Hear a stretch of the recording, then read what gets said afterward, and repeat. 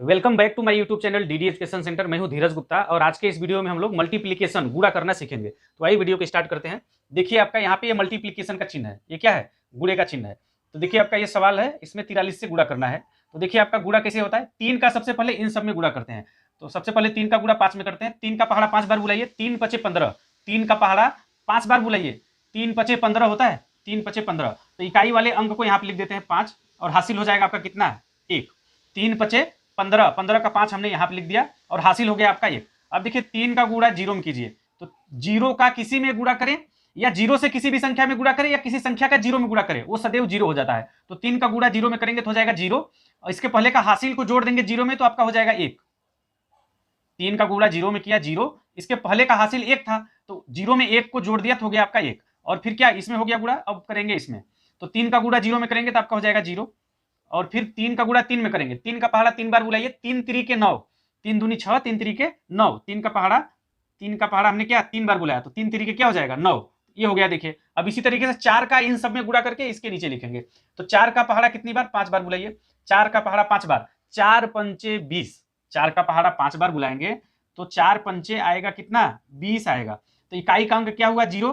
तो 0 लिखेंगे। अब ध्यान दीजिएगा, जब भी अब इससे इसमें गुणा करते हैं, जब नीचे लिखते हैं तो इधर से एक अंक छोड़ के लिखते हैं। 4 पंचे 20, 20 का शून्ना, यहां से एक अंक छोड़ के यहां से लिखना शुरू करते हैं। हासिल कितना हो जाएगा? 2।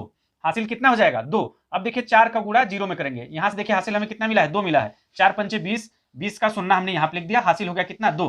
अब 4 का गुणा हम 0 में करेंगे, तो 4 का गुणा 0 में करेंगे तो 0 हो जाएगा। इसके पहले का हासिल कितना है? 2 है, तो 0 और 2 का जोड़ हो जाएगा 2, तो यहां हो जाएगा आपका 2। 4 का गुणा 0 में किया 0 और हासिल को जोड़ दिया 0 में तो हो गया 2, तो यहां हो गया 2।